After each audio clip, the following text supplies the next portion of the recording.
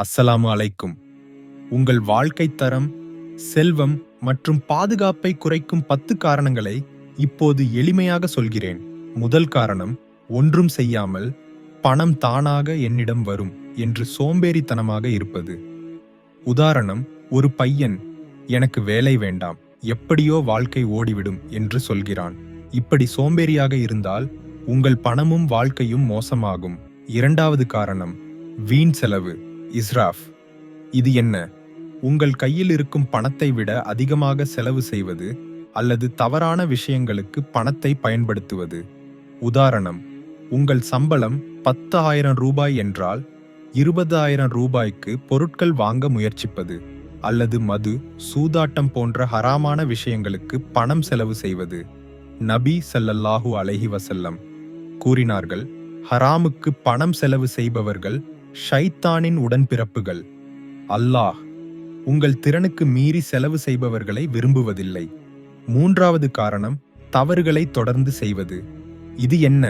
பாவங்களை மீண்டும் மீண்டும் செய்வது. ஒரு தவறு செய்தால் மனம் வருந்தி அதை நிறுத்த வேண்டும். ஆனால் தொடர்ந்து தவறு செய்தால் அது உங்கள் பணத்தையும் வாழ்க்கையையும் குறைக்கும். நான்காவது காரணம், நன்றி செலுத்தாமல் இருப்பது. இது என்ன? அல்லாஹ் உங்களுக்கு கொடுத்தவற்றுக்கு நன்றி சொல்லாமல் இருப்பது. சிலர் மற்றவர்களுக்கு நன்றி சொல்வார்கள், ஆனால் அல்லாஹ்வை மறந்து விடுவார்கள். இப்படி நன்றி கெட்டவராக இருந்தால் உங்கள் வாழ்வாதாரம் குறையும். ஐந்தாவது காரணம், கஞ்சத்தனம். இது என்ன? உங்களுக்கோ உங்கள் குடும்பத்திற்கோ மற்றவர்களுக்கோ அவர்களின் அடிப்படை தேவைகளை கூட கொடுக்காமல் இருப்பது.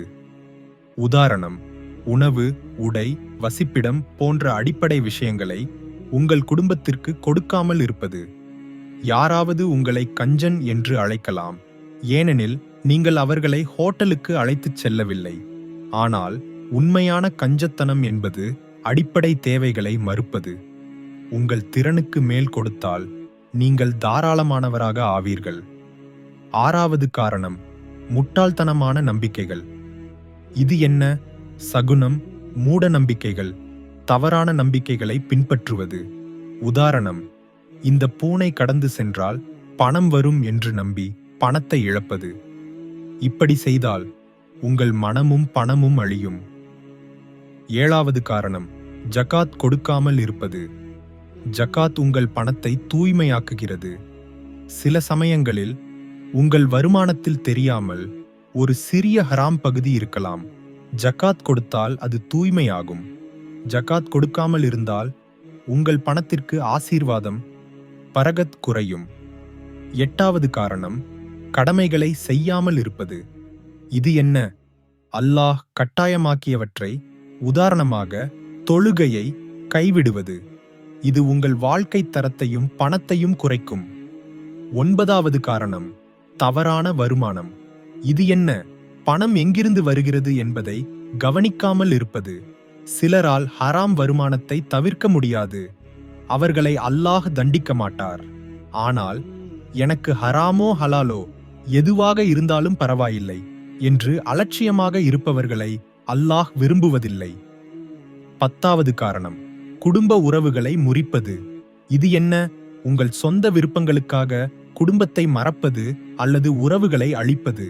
இது உங்கள் வாழ்க்கையை மேம்படுத்தும் என்று நினைக்கலாம், ஆனால் உண்மையில் இது உங்கள் வாழ்க்கை தரத்தை குறைக்கும். இவை உங்கள் செல்வம், வாழ்க்கை மற்றும் பாதுகாப்பை குறைக்கும் 10 காரணங்கள். இவற்றை தவிர்த்தால் அல்லாஹ் உங்கள் வாழ்க்கைக்கு ஆசீர்வாதம் தருவான்.